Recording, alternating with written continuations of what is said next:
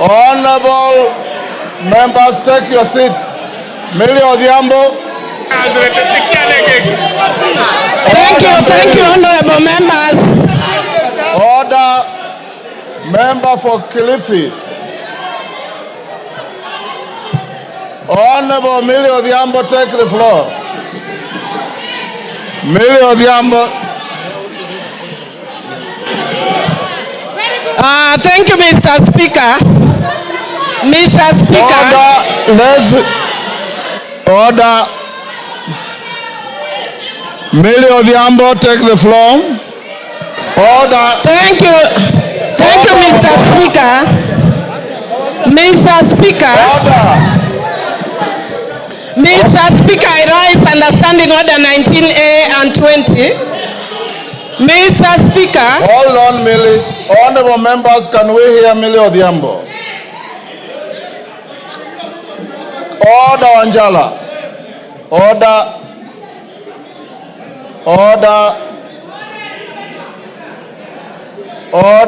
Honorable Gertrude Mbeyu, and those who are conducting themselves like you, Honorable Mawade, the excitement does not preclude the application of standing orders.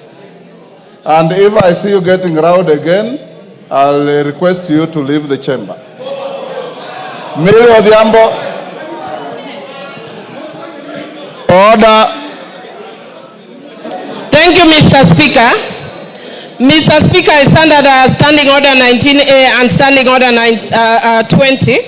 Mr. Speaker, and in furtherance of a recent decision by the High Court HTC number E202 of 2023, Kenneth Njagi Njiru and 11 others versus the National Assembly of Kenya and others.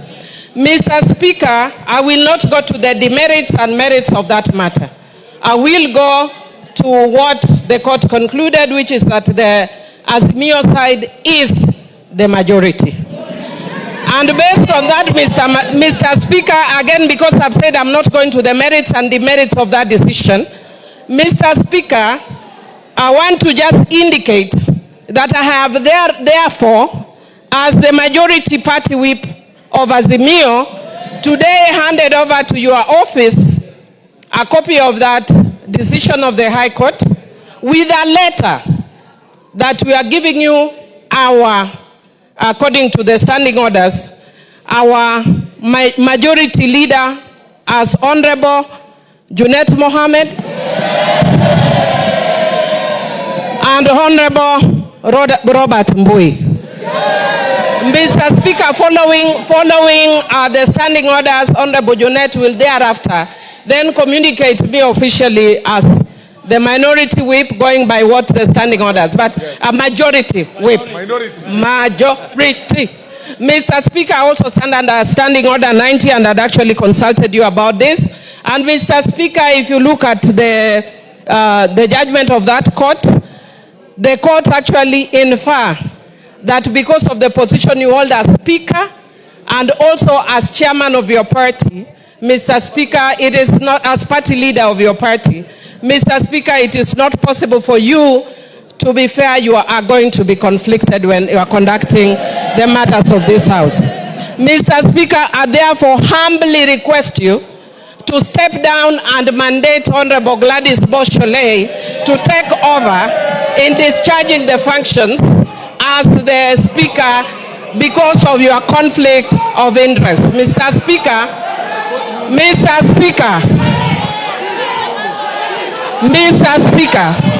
Order. Mr.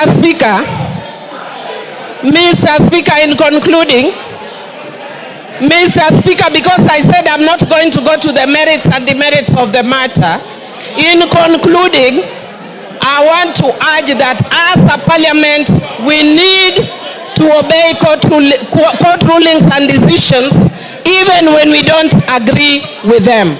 And Mr. Speaker, I also just want to indicate that you can see my two colleagues are standing next to me. My advice to them in future is to follow a philosophy from my community which says, Telo Ikao.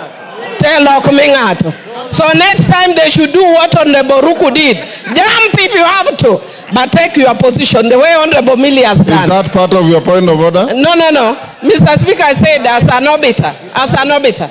And Mr. Speaker, I would also just want to say, very finally, also as an obiter, Mr. Speaker, people are also talking about broad-based. Again, I'm very careful. I'm saying this as an obiter. It's not my substantive argument. Mr. Speaker, people talk of broad-based. Yeah, and even when you look at the decisions of the arguments of the court, they keep making reference to the de jure and the de facto. And many things may have changed over time.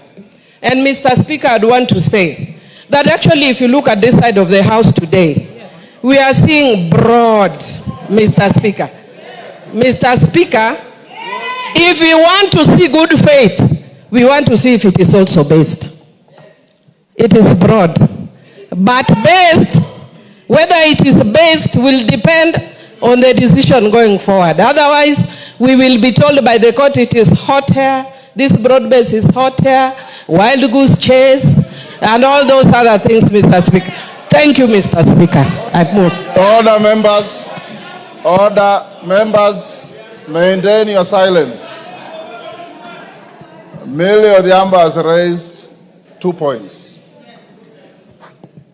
One I'll dispose of very quickly, and the other I will allow the House some latitude. As to whether the Speaker, yours truly,